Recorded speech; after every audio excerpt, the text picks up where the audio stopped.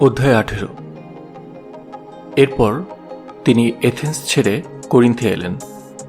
সেখানে তিনি আক্কিলা নামে এক যিহুদির দেখা পেলেন, যিনি পন্তে জন্মগ্রহণ করেছিলেন।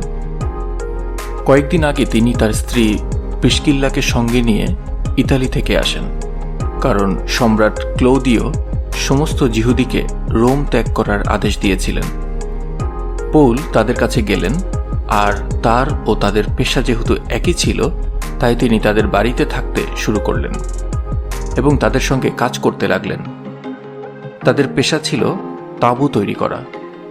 তিনি প্রতি বিশ্রামবারে সমাজগৃহে বক্তৃতা দিতেন এবং যিহুদি ও গ্রিকদের পরিচালিত করতেন, যেন তারা তাদের চিন্তাভাবনা পরিবর্তন করে এবং তার বার্তায় বিশ্বাস করে।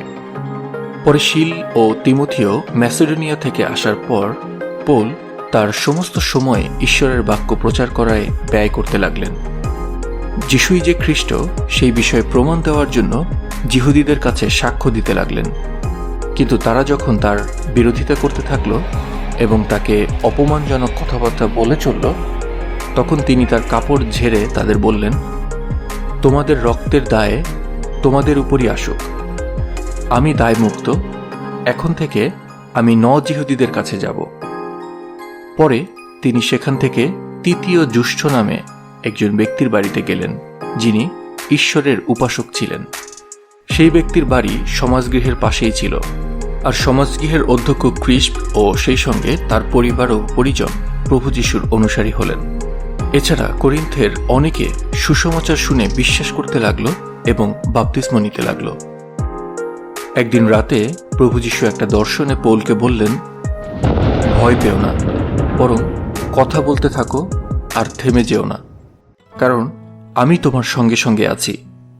কেউই তোমাকে আক্রমণ করে তোমার ক্ষতি করতে পারবে না, কারণ এই নগরে আমার অনেক লোক রয়েছে। এতে তিনি 1.5 বছর সেখানে থেকে সেখানকার লোকদের ঈশ্বরের বাক্য সম্বন্ধে শিক্ষা দিলেন। গাল্লিও যখন আখায়ার দেশাধ্যক্ষ ছিলেন, তখন যিহুদিরা একজোট হয়ে পৌলের উপর চড়াও হল এবং তাকে ধরে বিচারাসনের সামনে নিয়ে গেল।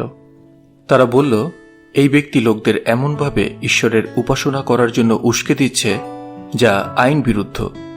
কিন্তু পৌল কথা বলতে যাচ্ছেন এমন সময় গাল্লিও যিহুদিদের বললেন, হে যিহুদিরা, এটা যদি কোনো অন্যায় অথবা গুরুতর অপরাধ হতো, তাহলে তোমাদের কথা ধৈর্য ধরে শোনা আমার পক্ষে যুক্তিযুক্ত হতো। কিন্তু এটা যদি কোনো কথা, কোনো ব্যক্তি এবং তোমাদের কোনো আইনের ব্যাপারে বিবাদ হয়, তাহলে তোমরা নিজেরাই সেটার মীমাংসা করো। আমি এই সমস্ত বিষয়ের বিচারক হতে চাই না। এই কথা বলে তিনি তাদের বিচারাসনের সামনে থেকে তাড়িয়ে দিলেন। তখন তারা সবাই মিলে সমাজগৃহের অধ্যক্ষ সোস্থিনীকে ধরল এবং বিচারাসনের সামনে তাকে প্রহার করতে লাগল। কিন্তু গাল্লিও এই সমস্ত বিষয়ে কোনো মনোযোগী দিলেন না।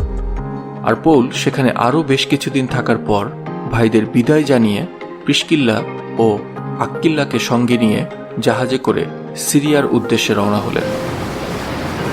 কিংক্রিয়াতে থাকাকালীন তিনি তার চুল ছেঁটে একেবারে ছোট করে ফেললেন, কারণ তিনি ঈশ্বরের কাছে একটা অঙ্গীকার করেছিলেন।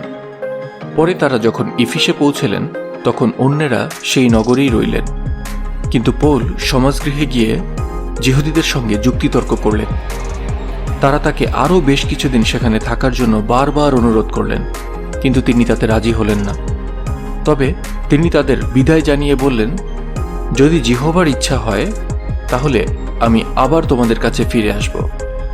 আর তিনি ইফিস থেকে জাহাজে উঠলেন এবং কৈশরিয়ায় এলেন। পরে তিনি জেরুসালেমে গিয়ে মণ্ডলীর ভাইদের সঙ্গে দেখা করলেন, আর এরপর আন্তিওকিয়ায় গেলেন। সেখানে কিছুদিন থাকার পর তিনি সেখান থেকে চলে গেলেন এবং গালাতিয়া ও ফ্রুগিয়া অঞ্চলের বিভিন্ন স্থানে গিয়ে সমস্ত শিষ্যকে শক্তিশালী করলেন। পরে আপল্লো নামে একজন যিহুদি ইফিসে আসলেন, যিনি আলেকসান্দ্রিয়ায় জন্মগ্রহণ করেছিলেন। তিনি একজন সুবক্তা ছিলেন এবং শাস্ত্র সম্বন্ধে অভিজ্ঞ ছিলেন। তাকে জিহোবার পথ সম্বন্ধে শিক্ষা দেওয়া হয়েছিল, আর তিনি পবিত্র শক্তির দ্বারা উদ্যোগে পরিপূর্ণ হয়ে যিশুর বিষয়ে নির্ভুলভাবে কথা বলতেন এবং শিক্ষা দিতেন। তবে তার কেবল যোহনের দ্বারা প্রচারিত বাপ্তিস্ম সম্বন্ধেই জ্ঞান ছিল। তিনি সমাজগৃহে সাহসের সঙ্গে কথা বলতে লাগলেন, আর প্রিস্কিল্লা ও আক্কিল্লা যখন তাকে শিক্ষা দিতে শুনলেন, তখন তারা তাকে তাদের সঙ্গে নিয়ে গেলেন এবং তাকে ঈশ্বরের পথ সম্বন্ধে আরও নিখুঁতভাবে বুঝিয়ে দিলেন। পরে আপল্ল যেহেতু আখায়ায় যেতে চাইলেন, তাই ভাইয়েরা সেখানকার শিষ্যদের প্রতি একটা চিঠি লিখে তাদের অনুরোধ করলেন যেন তারা তাকে সাদরে গ্রহণ করে। অতএব তিনি যখন সেখানে গেলেন, তখন সেখানে ঈশ্বরের মহাদয়ার কারণে যারা যিশুর অনুসারী হয়েছিল তাদের অনেক সাহায্য করলেন।